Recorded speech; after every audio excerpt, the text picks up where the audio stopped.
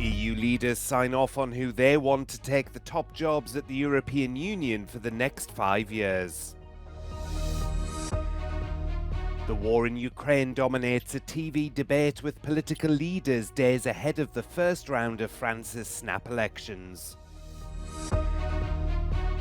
A heatwave spreads across Italy with weekend temperatures expected to peak at 42 degrees Celsius.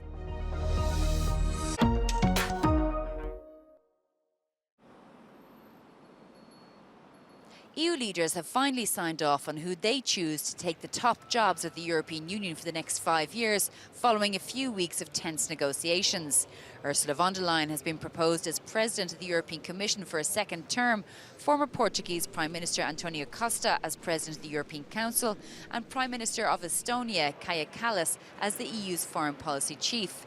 Von der Leyen will now be presented to the European Parliament for voting, where she needs the support of 361 MEPs to vote in favour of her to be re-elected. I would plain and simply like to express my gratitude to the leaders who endorsed my nomination for a second mandate as President of the European Commission. And I'm very honoured and I'm delighted to share this very special moment, hopefully soon on screen, Antonio Costa, but also my dear friend Kaja Kallas. However, Italian Prime Minister Giorgia Meloni expressed strong dissatisfaction with the process, saying it didn't fully take into account the rise of hard-right parties like hers in the European Parliament elections. She abstained in the nomination of von der Leyen and voted against the nomination of Kaja Kallas and Antonio Costa. There's concern that her rejection is a sign of turbulent times ahead for the EU. Indeed, Giorgia Meloni abstained. And I think it is very important to work well in the European Council with the Prime Minister, with Italy, like with all other member states. So this is a principle for me which I followed all the time. The next hurdle for Ursula von der Leyen is the trickiest. The votes in the European Parliament for her re-election are wafer thin and nothing is guaranteed. She said she wants to work with the coalition of the Greens, the Socialists and the Liberals, but she'll likely have to look further afield to potentially the far right, led by Giorgia Meloni, which will upset the coalition. It's a secret ballot, and if she loses by even one vote, it appears there is no plan B. Shona Murray, Euronews, Brussels. Just days before France's first-round snap elections to choose all 577 members of the National Assembly, French television has hosted a debate featuring three major party and coalition leaders. Prime Minister Gabriel Attal of the ruling Renaissance Party, National Rally President Jordan Bardella and Olivier Faure, representing the New Popular Front coalition, took part. Purchasing power and domestic security were debated, but it was the war in Ukraine that dominated. Jordan Bardella said he wouldn't let Russian imperialism absorb an allied state like Ukraine, but ruled out sending French troops to fight.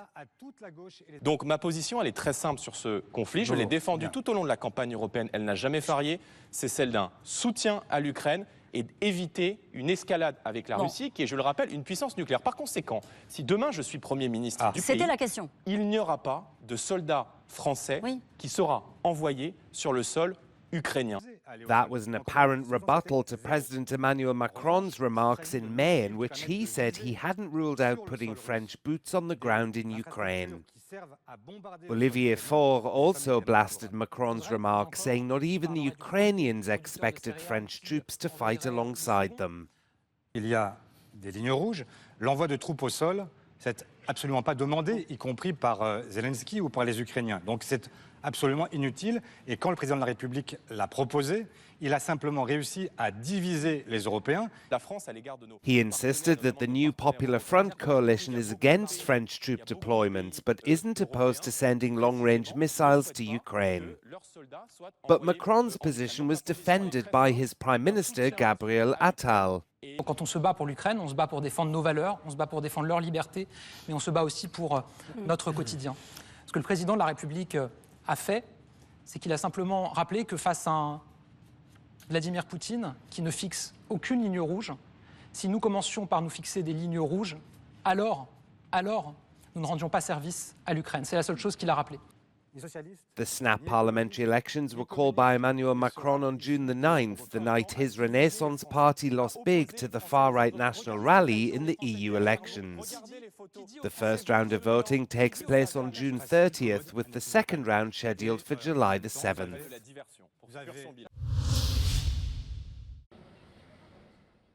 A heatwave is spreading across the Italian peninsula. Starting this weekend, temperatures are expected to hit 34 degrees Celsius in northern regions, around 35 degrees in central areas, and 40 degrees in the south. The peak, 42 degrees Celsius, is expected in Sicily. After a recent spell of bad weather, the sun is returning and temperatures will spike with a change of up to 15 degrees in some areas. But in the south, people are used to the heat and know how to deal with it. Chi lavora deve sopportare il caldo, siamo a luglio, farà tanto caldo come ogni anno. Come si sopporta? Io col negozio aria condizionata, mangio cose fresche e cerco di andare avanti. Persone anziane, scendere poco, l'indispensabile.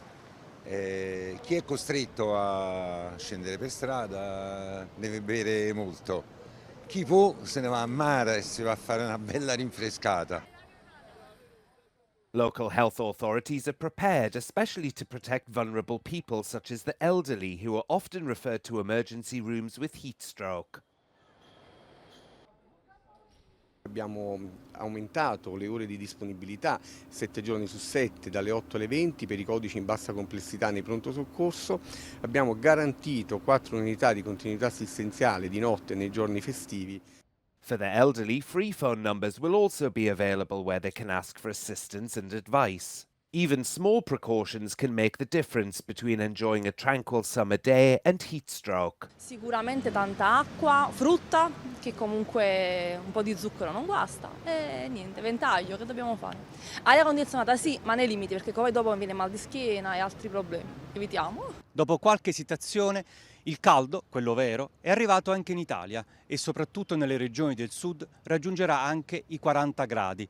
Sembra scontato dirlo, ma parecchi non prendono le dovute precauzioni. Prima fra tutte, bere molta acqua. Luca Palamara per Euronews, Napoli.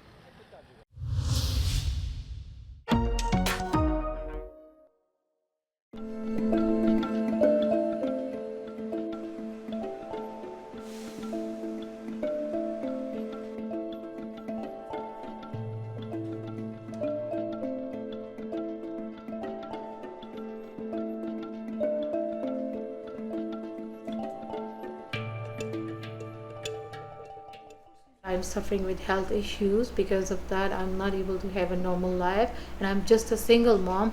God forbid, if anything is happening to me, who's going to take care of my son? He's underage.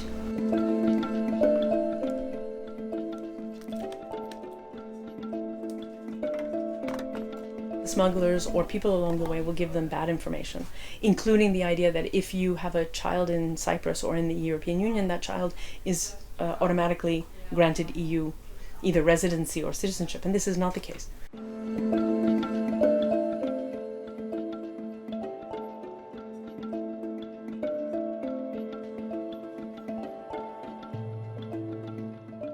The number of asylum seekers in Cyprus still remains at about 7% in relation to the total number of the population. We have a huge problem here in Cyprus.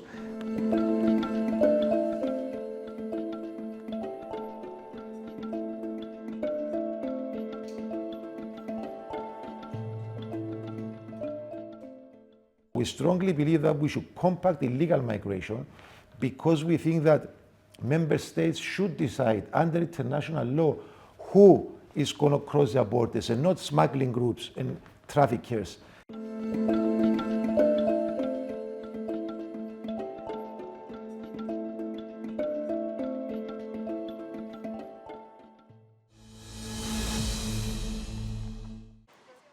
Formal talks on Moldova's accession to the European Union are underway. Only now we start to having a really democratic and free society, and we want to maintain that.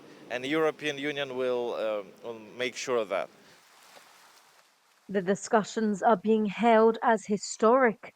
Shortly after Russia invaded Ukraine in early 2022, the country applied for EU membership. Neighbouring Moldova, the poorest country in Europe, followed shortly after. The war sparked many Ukrainians to flee to Moldova, like Ola from near Odessa.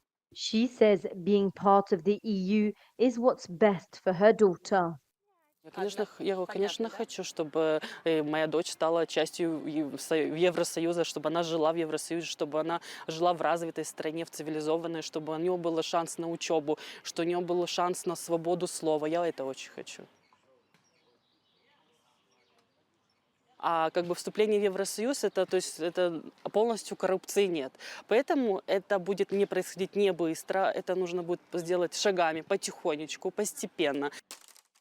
But Moldova remains much under Russian influence. Также мы должны уделять особое внимание и конструктивному диалогу с Востоком, да, с Российской Федерацией, с Беларусью, с нашими традиционными партнерами.